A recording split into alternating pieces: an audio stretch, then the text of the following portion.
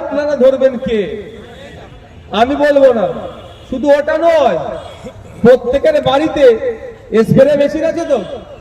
আজকে ডেটে স্প্রে মেশিনের দাম কত? 4000 টাকা, যেটা ব্যাটারি বা চার্জিং সিস্টেমে আছে।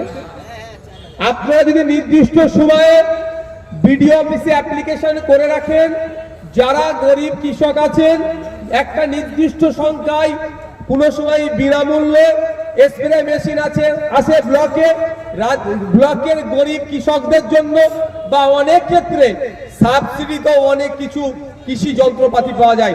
ধান কাটা মেশিন থেকে স্প্রে মেশিন পর্যন্ত, এই ট্রাক্টর থেকে শুরু করে অনেক কৃষিকাজের ব্যবহৃত যন্ত্রপাতি সাবসিডিতে পাওয়া যায়, অনেক ক্ষেত্রে ফ্রিতে পাওয়া যায়। ফ্রির কথা আমি ছেড়ে দিলাম, স্প্রে মেশিন আমাদের সবার প্রয়োজন লাগে, কিন্তু আমরা কোথায়? মার্কেট থেকে গিয়ে কিনি। কিন্তু আপনারা যদি নির্দিষ্ট সময়ে অ্যাপ্লিকেশন করে ওখানে জমা দেন এডিএ স্যারের কাছে, তাহলে আপনারা জানতে পারবেন আপ টু 40% ডিসকাউন্ট আছে, অর্থাৎ সাবসিডি আছে।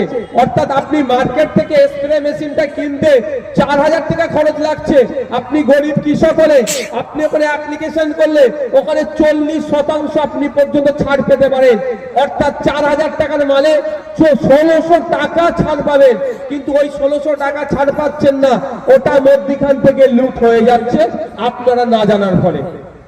এটা কোথায় গেলে পাবেন? ধান কাটা মেশিন অনেক দাম, অনেক দাম, অনেক দাম। ট্রাক্টর অনেক দাম, তো কি হয়েছে? আপনিও কিনতে পারবেন, সেটাও সাবসিডিতে পাবেন। লোনও আপনাকে করে দেবে এখানে সরকার দায়িত্ব নিয়ে, আপনাদেরকে জানানো হয়নি। আর আইএসএফ এর কাজ হচ্ছে আপনাদের অধিকার থেকে বুঝিয়ে দেওয়া, আপনাদেরকে জানিয়ে দেওয়া। ভোট 2024 নির্বাচন আসছেন, কাকে ভোট দিলে ভালো হবে না হবে, কাকে ভোট দিলে এই মুর্শিদাবাদের ডেভেলপমেন্টের কথা পার্লামেন্টে গিয়ে বলবে, কাকে ভোট দিলে মুর্শিদাবাদে ইউনিভার্সিটির কথা পার্লামেন্টে গিয়ে বলবে, কাকে ভোট দিলে মুর্শিদাবাদের ভাঙনের কথা পার্লামেন্টে গিয়ে বলবে, কাকে ভোট দিলে মুর্শিদাবাদের পরিযায়ী শ্রমিকদের দুর্দশার কথা পার্লামেন্টে গিয়ে বলবে, সেটা আপনারাই ডিসাইড করবেন। আমি আপনাদেরকে জোর করব না।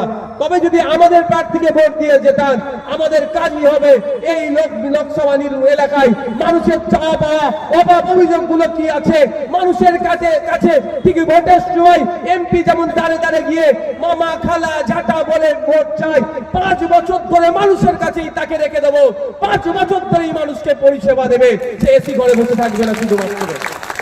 আপনারা যদি দেন, এখানে ঘুরবে, এখানকার মানুষের চাওয়া পাওয়ার কথা শুনবে, শুনে পার্লামেন্টে বলবে যে আমার লোকসভার মানুষের এই চাওয়া আছে, যেটা তার ডিউটি।